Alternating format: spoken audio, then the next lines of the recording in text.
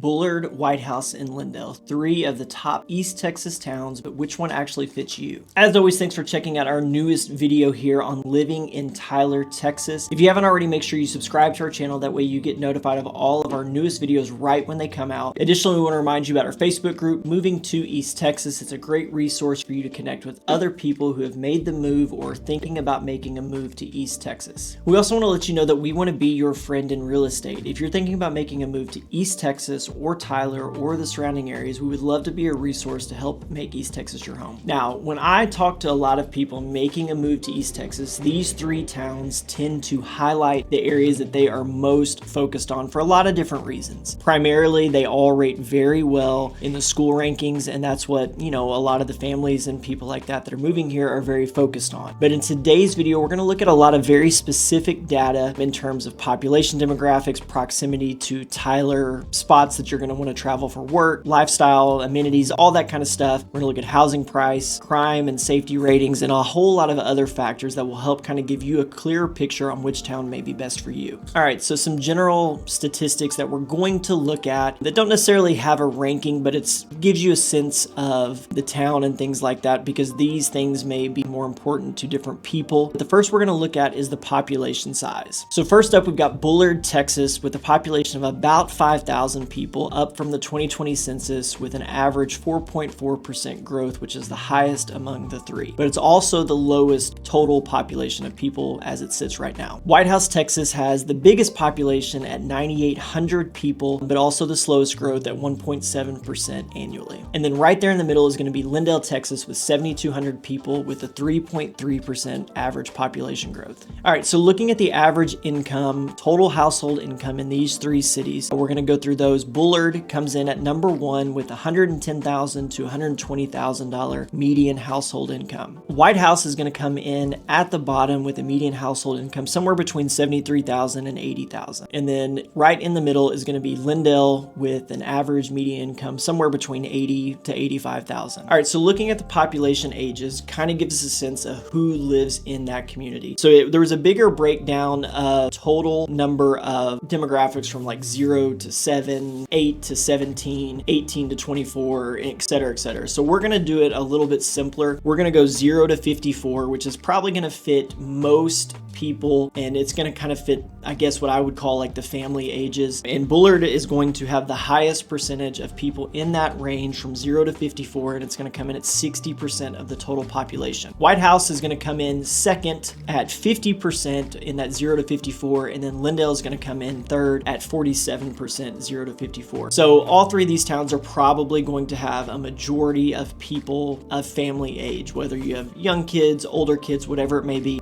That's going to be the largest demographic of these people, with Bullard having the highest percentage compared to the other two. All right, now we're going to get into the rankings and how each one of these small towns fare. And first up is crime and safety. All right, so Bullard came in number one in the safest of the three cities with a 3.71 per 1,000 people number of crime instances there. Whitehouse is going to come in number two with a 6.58 number of incidents per 1,000 people. And then Lindale, this was a little surprising. It did come in last at a 15.6 per 1,000. Now, my general take on this and why I don't necessarily trust crime and safety data across the internet, these are all reported instances. So it's not that they're fraudulent or, whatever, but my expectation would be that none of the three of these would be an unsafe community. But that Lindale number of 15.6 per 1,000 actually doesn't rate it very high in a percentage basis compared to other towns across the country. So it's not that these numbers are wrong, but my general perception is that all three of these are safe. If we're looking at numbers and metrics to kind of actually rate that, this is what they break down to, but I don't think any of them are unsafe. All right, so next we're going to look at the niche scores. These are going to take into account a lot of different variables, really all the things we're going to look at ourselves, but niche is going to give it their own ranking based on quality of life. Bullard's going to come in at number one with an A rating and ranking at the number one city or town to live in Smith County. Whitehouse is going to come come in at number 2 with an A-, ranked the second best place to live in Smith County. And then Lindale is going to come in with an A- also, but it's going to be ranked the 4th city to live in Smith County, with Tyler being number 3. So both Whitehouse and Lindale receiving an A-. To me, we'll use the tiebreaker of how they rank the cities within the county. So Whitehouse is going to be number 2 and Lindale is going to be number 3. Now, a big consideration when moving to these towns is going to be the affordability. So we're going to look at the median cost of housing in Bullard, Whitehouse, and Lindale, and then we're also going to look at price per square foot, which will kind of give you a sense as to what your money will get you. Those numbers do correlate, obviously, but we're going to start with Bullard coming in at the highest with a $431,000 median price point with an average price of $197 a foot. Now, part of this is going to be because Bullard's homes that are for sale generally are much newer. Quite a bit of development since probably 2017, with a lot of other new development happening in the last year or two, continuing to develop. There's lots of new construction for sale currently in Bullard. And so that's naturally going to drive the total price and the price per square foot up. Whitehouse is going to come in at the cheapest with an average or median price point of $334,000 at $157 a foot, meaning you're going to get the cheapest medium priced home and more house for your money.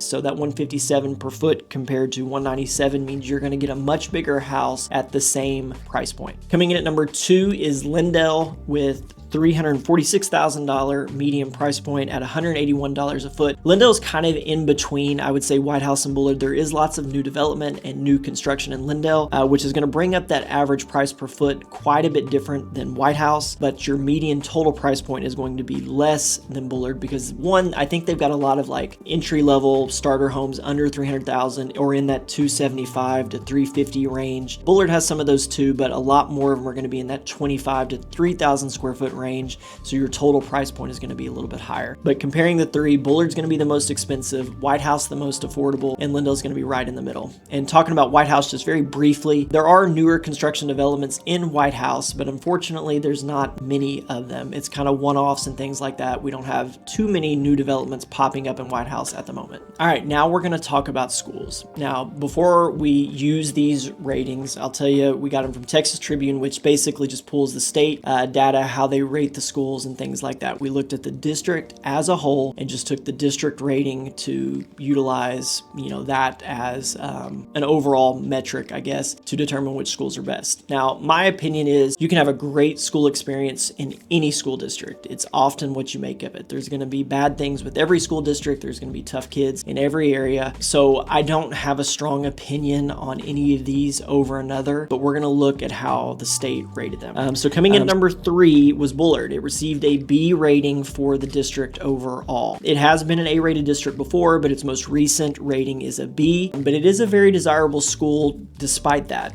In fact, they charge transfers to come in. I think it's $3,000 a year, to where the other schools do not charge if you are accepted as a transfer. Whitehouse received an A rating. It had been a B at one point, but I think it's had an A the last 2 ratings, so that's very good. Lindale coming in as always with an A. I would say if we look at long-term ratings and measures of schools, Lindale has always been at the highest, but I would have no problem sending my child to any of those 3 districts. I don't think what you get at Lindale versus Whitehouse or Bullard is really drastically different, but Lindale probably the best schools, just given their longevity in the higher ratings and that kind of thing. All right, next up, we're going to look at tax rates, and that's a big consideration when choosing any of these towns because your taxes are going to vary based on the rate that you pay. So the tax rates that we're going to look at are going to be a lot smaller and not your total tax rate, because we're going to look at the city and the ISD taxes and combine them to give you a sense of what you're going to be paying per $300,000 is how we're going to rate it. So Bullard came in at the highest at 0.018 tax rate. That's combining the ISD and the city taxes. And if we look at a $300,000 price point, it means you're going to pay about $5,403 on your annual taxes. Whitehouse came in at number 2 at 0.0168, which is about $5,000 a year. So it's about $400 cheaper to live in Whitehouse than it is to Bullard on taxes alone in an annual speaking. Lindale is going to come in at the cheapest at 0.01300, and that's going to be about $3,900 annually on that $300,000 house. Now, obviously this does not account for the homestead exemption because that is a factor in adjusting this, but that's going to be across all of them. But if we just use this metric, just for comparison purposes, it's about $1,500 a year cheaper to live in Lindale ISD or within the city of Lindale than it is in Bullard, and about $1,100 cheaper to live in Lindale versus Whitehouse when looking at the taxes. Now, to me, this next category I think is probably most important to me, and it's going to be about proximity to probably I would call like the two hubs of Tyler. One being South Tyler and then one being the hospitals and downtown area. One, if you work in the medical field and you're going to be commuting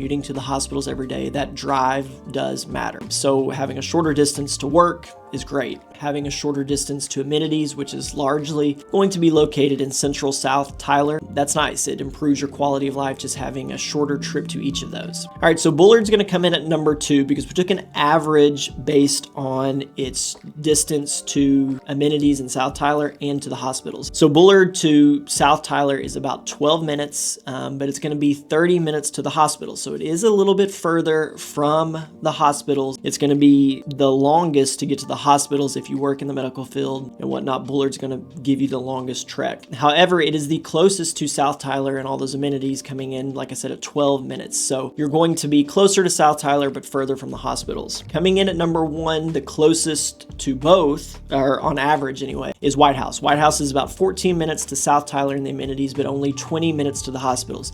Because Whitehouse sits on the southeast side of town, you're not too far from the south. You're also on the east, which makes it a little bit closer to get to the hospitals. Coming in at number 3 is Lindale. It is the furthest from South Tyler for sure. If you take the toll road, it's going to take you 31 minutes to get to South Tyler and 27 minutes to get to the hospital, so no short trek getting to the hospitals either. And this is the biggest reason, like I said, I don't think Lindale would be my choice, just because you're far from everything. Now, in saying that, Lindale does have more to do in terms of quality of life, whether it's eating out, shopping, that kind of stuff, than either of the other two. So Lindale is much more self-sufficient, which is great, but if you're moving to East Texas because you want to be close to Tyler, Lindale is going to have the fewest easy access points to get to those amenities or to work at the hospitals. All right, so in summarizing all that, we had a tie for second place between Bullard and Lindale. They both received an average of 2.17 when ranking 1 through 3. So Bullard and Lindale, kind of the same. It's going to depend on what you value and what you prioritize between the difference. And just like our last video, Whitehouse comes in at number 1 with an average rating of 1.5. Now, looking at the 3 towns, I think they all have different things that are a priority. You go to Bullard because you want a newer,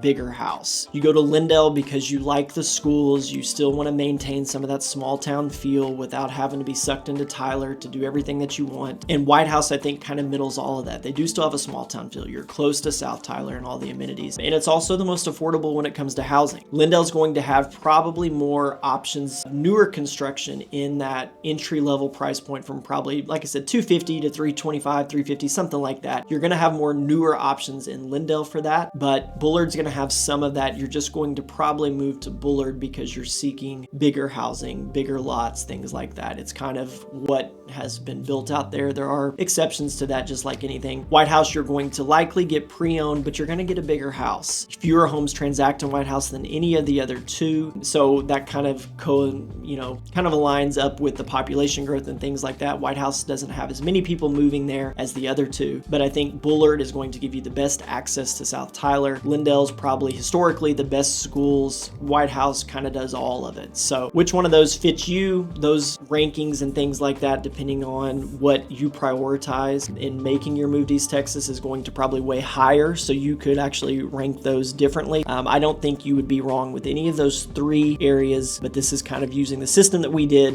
where it all fell. As always, thanks for checking out our channel, Living in Tyler, Tyler, Texas. If you haven't already, make sure you click that subscribe button. Give us some feedback in the comments. Tell us which area you like, why you chose that area, or what areas you're considering as well. We also want to remind you about our Facebook group, Moving to East Texas, a great resource to connect. I'll send you a message when you join as well, but it would be a great resource for anybody thinking about making a move to East Texas. And as always, if you're thinking about making a move to Tyler, Texas or East Texas, we are your friend in real estate and want to be a resource for you to help make that move a reality. If you've got any questions, don't hesitate to reach out to us. We've got our phone number in the description and in the banner. Email as well. We'd love to hear from you and help make East Texas your home.